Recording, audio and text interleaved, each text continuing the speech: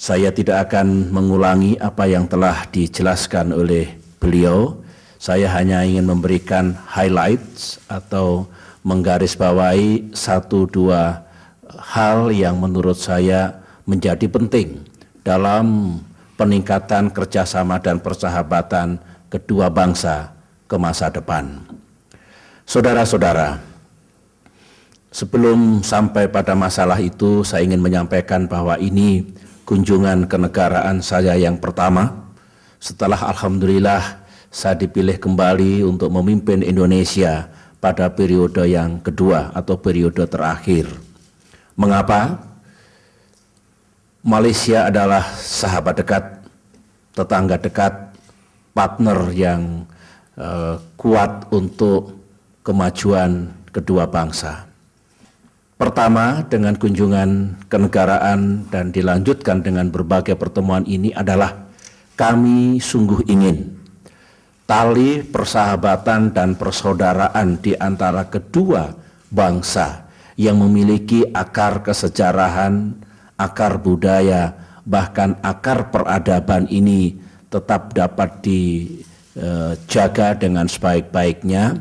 Kalau ada masalah, segera bisa kita atasi secara bijak dan tepat. Dengan demikian kebaikan yang begitu banyak, kerjasama positif yang juga tidak sedikit, tidak tertutup oleh satu dua isu yang berkaitan dengan itu. Di berbagai forum saya sampaikan kepada beliau dan saudara-saudara kami yang ada di Malaysia, sebagai kedua negara yang bertetangga dekat, berinteraksi satu sama lain, ratusan ribu warga negara Indonesia ada di Malaysia, belasan ribu atau bahkan lebih warga negara Malaysia yang ada di Indonesia, pastilah sekali-sekali ada perbedaan pandangan, ada gesekan-gesekan. Indonesia tidak pernah punya masalah dalam hal ini, misalnya dengan masyarakat yang ada di Somalia, di Afrika, di Chili, di Amerika Latin, di Kroasia, Eropa maupun Irlandia. Tetapi tetangga dekat sekali-sekali terjadi seperti itu. Tugas pemimpin, tugas kami adalah mengelolanya dengan bijak, dengan arif, dan jangan sampai membesar, melebar menjadi sesuatu yang justru mengganggu apa yang telah kita kerjasamakan dengan baik selama ini. Itu yang pertama. Yang kedua, yang ingin kami capai dalam kunjungan ini, alhamdulillah dalam pertemuan selama ini kami dengan bulat bersepakat untuk melanjutkan dan meningkatkan apa yang telah menjadi agenda kerjasama bilateral hingga hari ini di bidang perekonomian, di bidang pendidikan, di bidang hubungan antar bangsa, people to people contact, sebagaimana tadi dijelaskan oleh Yang Mulia Perdana Menteri Malaysia. Sedangkan yang ketiga, ini saya garis bawahi, we have to find more opportunities. Saya kira Asia Tengah tumbuh menjadi kekuatan ekonomi global yang baru, termasuk Asia Tenggara. Oleh karena itu sepantasnya Indonesia dan Malaysia mengambil peran, menjemput, berprakarsa bagi pertumbuhan perekonomian di kawasan ini. Kami berdiskusi dan sependapat bahwa ekonomi Indonesia yang terus tumbuh dengan pasar domestik yang kian membesar, demikian juga ekonomi Malaysia yang juga tumbuh positif dengan berbagai kelebihan.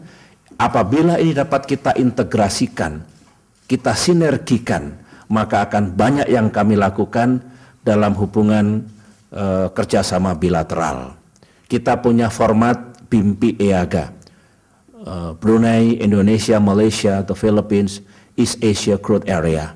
Kita punya AMTGT, Indonesia, Malaysia, Thailand, Growth Triangle. Sudah banyak yang kita lakukan, but we have to do more. Kita harus melakukan lebih banyak lagi dalam pengembangan ekonomi subkawasan ini. Dengan demikian, ekonomi kedua bangsa akan makin tumbuh, dan khusus mengenai food security dan energy security, itu kami garis bawahi karena tekad ASEAN, tekad dunia untuk betul-betul kita memproduksi pangan lebih dari yang diperlukan. supaya tidak ada mismatch antara supply dengan demand. Dan Indonesia tengah mengembangkan yang disebut agricultural cluster, food estate, yang tentu melibatkan para usahawan Indonesia yang dalam kenyataannya karena kita memerlukan investasi juga dari negara-negara sahabat. Seperti ini dapat kita kerjasamakan secara konkret, dengan demikian membawa manfaat yang nyata. Banyak sekali yang bisa kita integrasikan. Saya kira era kita harus lebih banyak kerjasama. Kompetisi bagian yang alami, tetapi dalam kompetisi yang sehat pun kita bisa saling bekerja sama di berbagai bidang.